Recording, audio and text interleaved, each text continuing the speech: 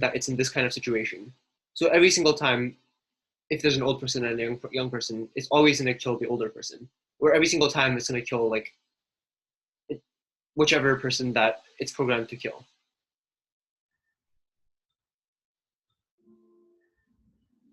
I guess it shouldn't be universal, because what if the old person was a renowned scientist and is about to make a really important scientific discovery, and if the young person is like kind of a criminal, or maybe the other way around? Well, I think it shouldn't be universally. so if it shouldn't be universal, then how do you decide? Is it better to decide randomly? Isobel says they don't think it's moral to prioritize one type of life over another. So in that case, how should the programmers decide? Because they have to make that decision. Even if we do all of these things like following traffic lights and speed limits, there's still always going to be accidents that happen regardless of whether anyone makes a mistake. Theoretically, shouldn't the car in front be aware that they're endangering life by suddenly braking? Because if the car in front of it always working. car, shouldn't it be able to calculate that there's a car behind it that's really close and might crash? They braked. Okay, that's true. So that's like another reason why it's not always possible to drive perfectly to avoid avoid all mistakes. Ariel says passengers before pedestrians, but with traffic rules first. Okay, and Rebecca says base it on quantity. That's actually an interesting response, because intuitively it makes sense to base it on quantity. However, when you think about it, that means that, I mean, if you're going to walk outside and there's like, let's say it's 2030 and there's self-driving cars everywhere, and now you're forced to walk with like a large group of people to save your life. That just sounds kind of funny, right? That a large group of people, that you're forced to walk with a bunch of other people in order to have a smaller chance of getting hit by a car.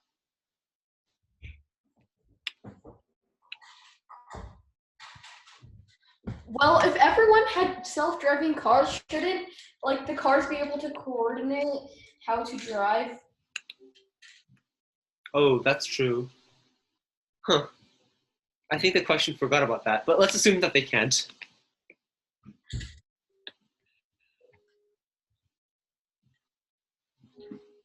So Anonymous says the car should continue if the number of people is the same in order to minimize the car's liabilities. Okay, so the number of lives seems to be a popular criteria. But who thinks that the number of lives isn't, like, what if it's one passenger versus like 100 people, or maybe that's too much, but like 10 people on the streets and they're all gonna die. Now, what if it was like 5 mothers and five of their children? That just sounds horrible to save one person over another. But that's what's going to happen if the programmers code it so that it always protects the passenger. So what does everyone think about that? For those of you who said that we should always protect the passenger. Greg says run over all of them, I guess. Do you want to explain your reasoning in the voice channel?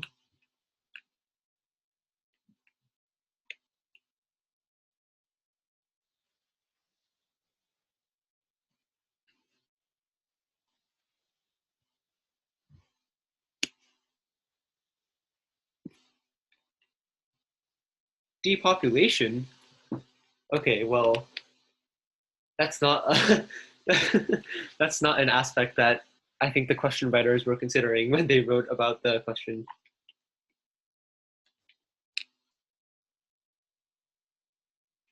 Okay, let's see the other 2 study questions. Moral principles. We talked about number 2. Okay, number 3 is another interesting question.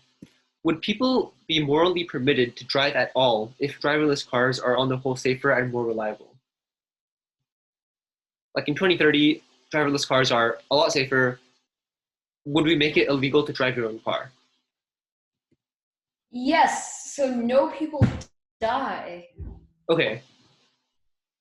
Anonymous says no. You Okay, think you should? I think it should.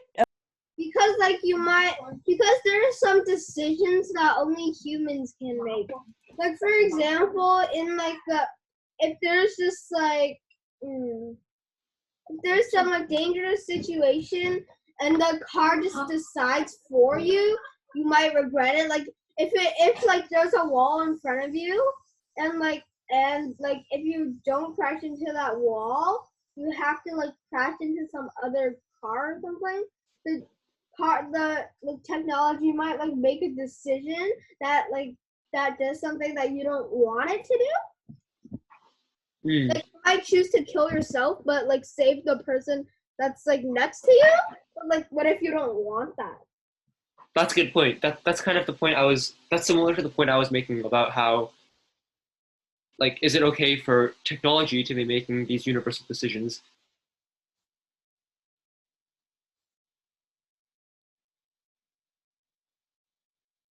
Isabel asks, would all vehicles be driverless then? Well, what do you think? Um, would it be ethical to, once again, outlaw actually driving a car? Can I introduce a new possibility? Sure. So what if the purchase of human-driven cars becomes an option that requires a background check, like the purchasing of firearms? So they take a history of your driving and accidents and everything. Like if you have constant DUIs, you probably shouldn't get a person-driven car because that's gonna increase the risks of accidents. That's a really good point, actually. Well, who's gonna analyze your thing? What if it's a person? They're biased. What if you're like some person famous for one car crash or something? But then everyone knows that, and then even though you've only crashed once and that was on an accident, the person or the police that's regulating it will just be like, nope, you can't drive anymore. Well, I think that one car crash is quite a bad record. I mean, if autonomous cars were really that safe, then it's probably okay to say, well, you crashed one time and like severely injured this person, so we're revoking your driving privileges. But I actually really like that idea. But I see a counterpoint about how it's hard to enforce. However, isn't it also true that, like, how do they do security checks for guns? It's also a very subjective process, and a lot of people say it's flawed. So, kind of. Well, by that time, if self-driven cars are like super popular, then like by that time checking for firearms or something. Well, they'll probably just like have some random device that like just like place it on the side of the road and like it scans everything for drugs, guns, firearms, blah blah blah blah blah. I feel like it's kind of a complicated process because when you purchase firearms, there's like this really complicated background check that allows the people to access all of your legal records. I feel like legal records would be relative accurate, but like legal records can have mistakes too. So there's probably not 100% accurate or effective way to decide. That's probably true too. Okay, anyone have any last closing thoughts on this? I said we were going to get to 3, so.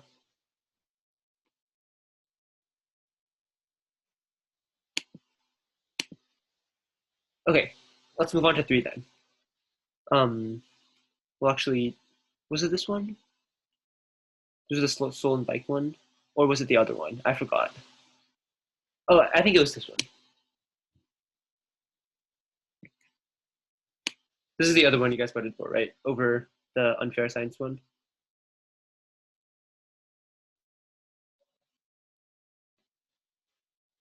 Okay, let's do this one then. This is a short one. And once again, please tell me when you're finished reading. Aren't 7-year-olds second graders? Aren't 7-year-olds also second graders as well? Yeah, so they're a similar age.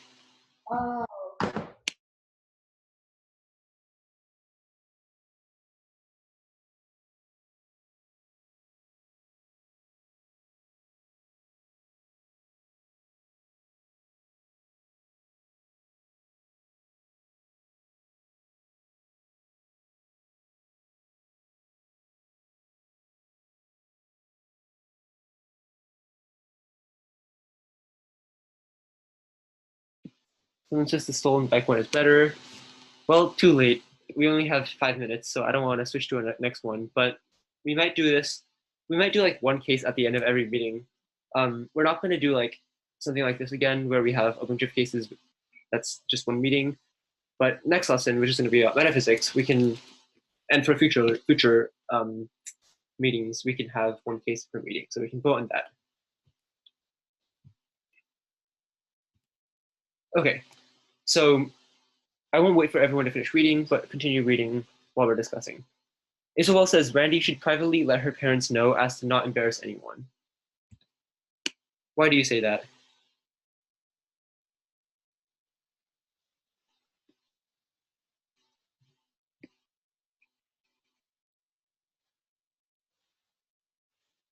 And,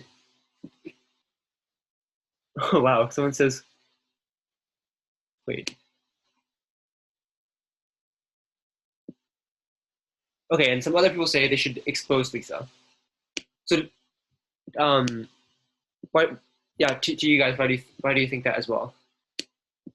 I think he should expose Lisa because she's cheating and that's not good. Okay. What about the fact that they're only second graders? So, it might cause Lisa like extreme embarrassment if you exposed her. Well, she should learn her lesson. She shouldn't cheat again. Cheating is really bad. Okay, that's fair. And someone just typed in the chat exactly what I just said. Oh yeah.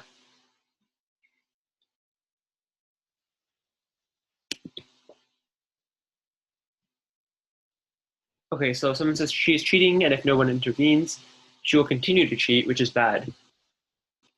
The counter argument to that is that, first of all, exposing someone in the public might not be the best way to make her stop cheating. Keep in mind that she's a second grader; she's not like an adult.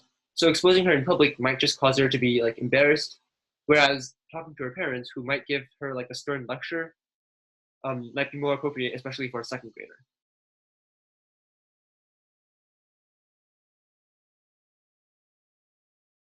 Someone says it is her fault. It's true that it is her fault, definitely, but the question is, given that it's her fault, is it okay to expose her? Because even if it's her fault, it still might not be okay to expose her. Especially seeing that this is such like a small cheating. It's not cheating on like a test or cheating on like something big.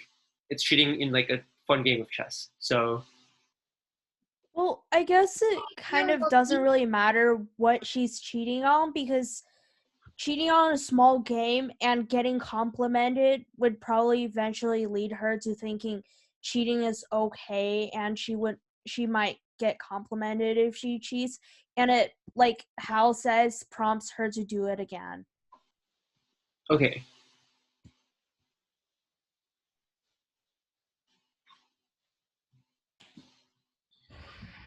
Did someone else also want to talk?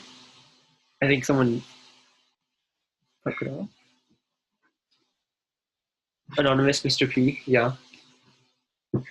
I think he should just like, he should either just like just ignore it because he has nothing to do with it, and like it's like he like, or like, well, if he just exposes her, like exposing her will like teach her a lesson, but then again, like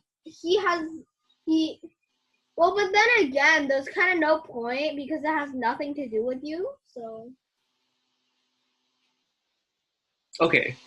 So you think that the degree to which you know them matters? He kind of should expose her, but he should maybe just like well, honestly, if I was him, I would just ignore it because it has nothing to do with you. Okay. Why would you ignore it? Because what if he grows up to be some assassin or someone really bad just because That's your business. she was applauded for doing something bad, like cheating? But like, Yeah, you never know the significance and the degrees of your actions' consequences. So you should probably always be aware of that. It's for the good of the society. I agree with you, Hal. Yeah, Anonymous said that what I was about to say, which is, I mean, I see your arguments are definitely valid, but Anonymous says the correlation between cheating at chess as a 7-year-old and becoming a cartel boss is probably lower than one would assume, which is definitely one of the cruxes of the question, right? I personally don't think that cheating at a chess game at 7 years old is likely to have a huge consequence, whereas embarrassing someone severely when they're 7 years old could have a bigger consequence. What does everyone think of that? I think they shouldn't embarrass her publicly. Randy should just like address her parents afterwards when all of the other parents are gone. Because embarrassing her in the public, it would like really damage her confidence, and in future it might just like cause her to get depressed or something. It's Okay. just not the best solution. Okay. So there's definitely two valid sides of this debate. What about the third question, though? If Randy gently confronts Lisa and she denies wrongdoing, then how should he respond? Does he continue to do it? If he continues to try to expose her, would that seem like to make him like seem as very petty? Like, why are you arguing with the second grader? Or if he stops, would that make him seem like morally weak-willed? Or does this not even matter morally because it's a chess game and it's not important?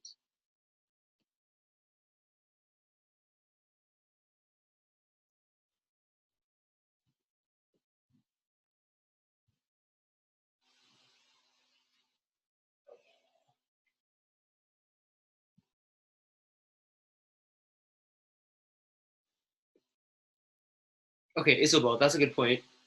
And same with you, How. And Amos says, film her. Well, You don't know she'll feel guilty. Like if she was cheating and you just like tell her and she's like, okay, and then I didn't do it, and then you just walk away, like she won't feel guilty. She'll probably just think of you like as one of those like lousy adults or anything. And like just be like, just ignore him. Like it's not like she'll feel guilty. Like why would she think this?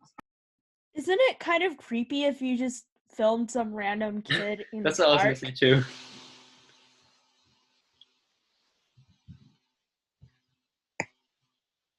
Okay, but I see your point though. There's definitely no guarantee that just leaving will teach her a lesson.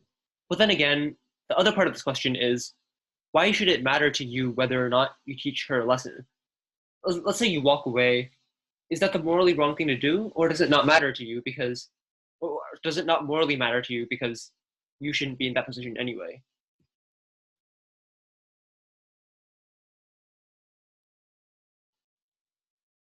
Like for those of you who say that he has to approach the kid and expose her, why is it Randy's responsibility to expose Lisa, a person that he barely knows, and also a second grader?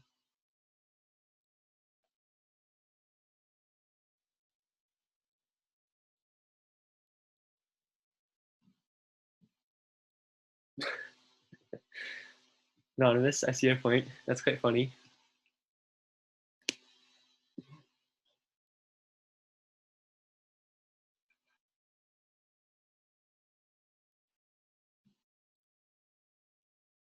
So a lot of people are saying that if you don't teach her a lesson, it leads to bigger consequences.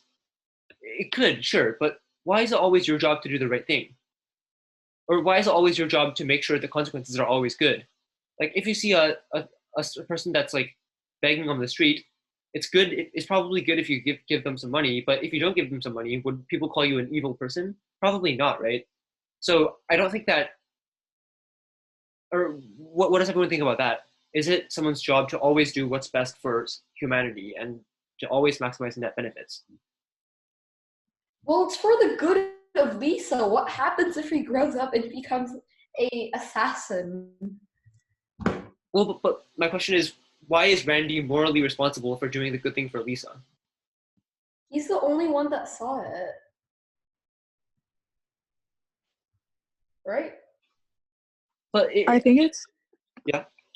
I think it's kind of silly how everyone's acting like her cheating once will cause her to like come into like real trouble with the law, because I'm sure all of us have like done something wrong and none of us are in jail like right now.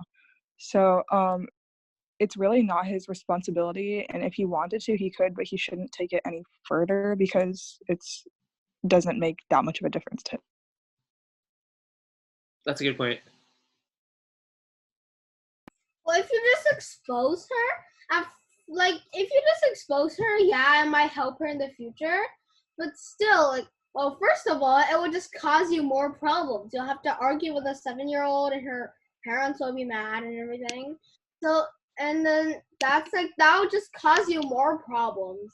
And then it will also waste your time. Like, while you are arguing with her, you could be doing something that will help you. Yeah, personally, I agree with that because most people's parents are more protective of their children. Like, if I just directly went to Lisa's parents and told them, hey, your child is cheating, blah, blah, blah, they'd be like, oh, that's none of your business. Like, my I child don't is believe. not cheating.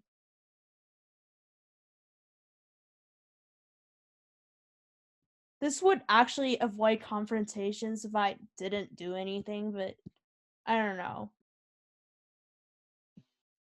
Okay, well, just to wrap up the discussion, the point of that case, I think the central point was to ask what a moral responsibility of a stranger is to other people that he doesn't know. Just to really quickly generalize this to the broader world, one of you, I forgot who it was, made a comment saying that he saw it, Randy saw it, so he should do something about it. But the truth is that in the real world, a lot of people see things, a lot of people know about things, yet they don't choose to do the maximum of what they could do.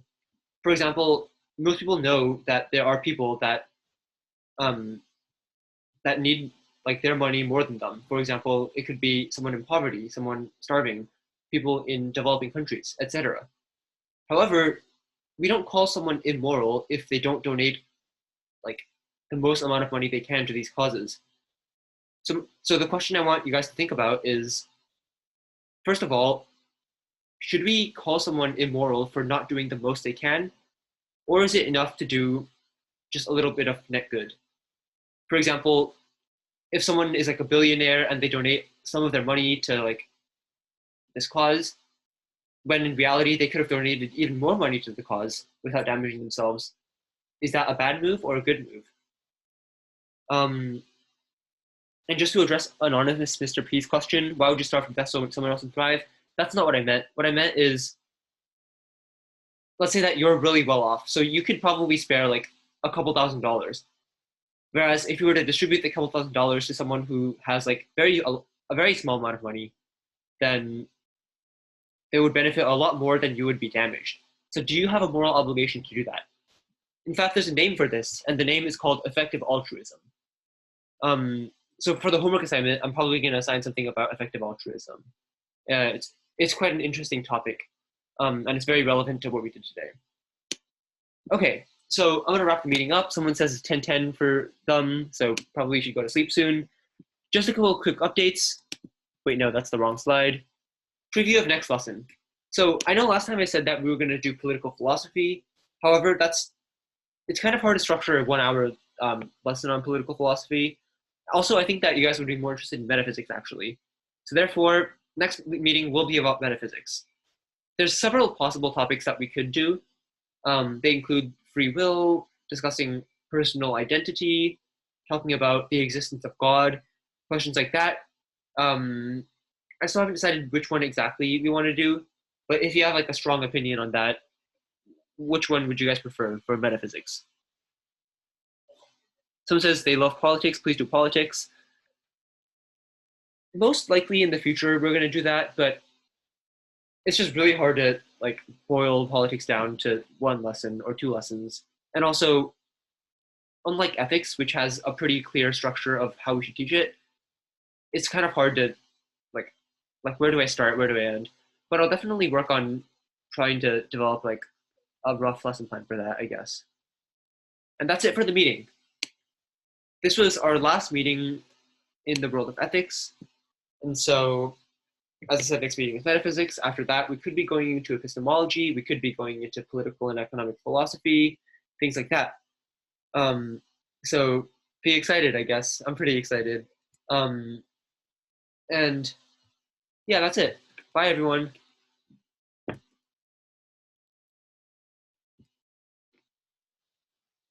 Oh, also, I have a few questions about the team and the website building. Yeah. I was gonna start the meeting at like 8:15 about that. Oh, okay. Are you going to send another link? I think I'll just kick everyone out and then I'll kick everyone out and then invite the people who are part of that back. Okay. And for Via those of you who, email, sorry, text. Are you going to invite the people via email, text, anything? yeah, I'll email everyone on that email Okay. chain. Thank For you. everyone who's, yeah, no problem. For everyone who's still here, thanks again for coming. We're actually about to have a meeting on the team, so building up the team, possibly organizing and building up like the organization. So if any of you are interested, I know we already have people who are interested, but if any of you didn't message us and are still interested, just feel free to put your email in the chat and I can copy you on the email. We're going to meet in about 5 minutes.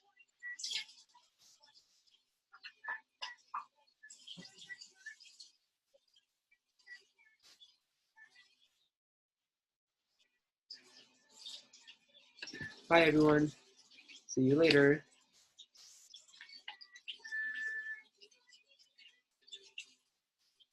Anonymous Cletus says they can't. Okay, that's unfortunate. You can't do the team, or you can't stay for 10 more minutes.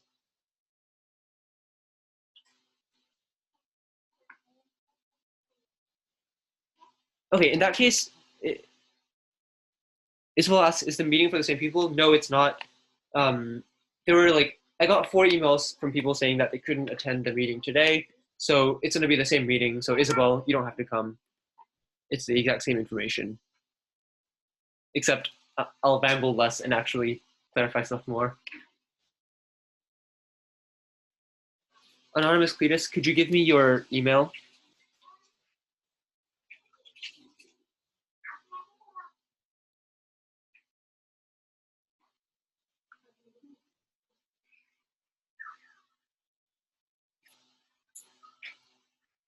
All right, noted. Thank you.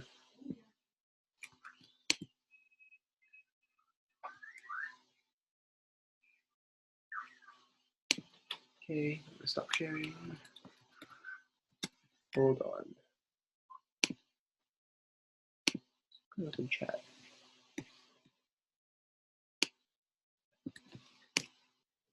Okay, I'm gonna end the meeting now, and for those of you who are waiting for the team meeting, I will send the link to your email right now.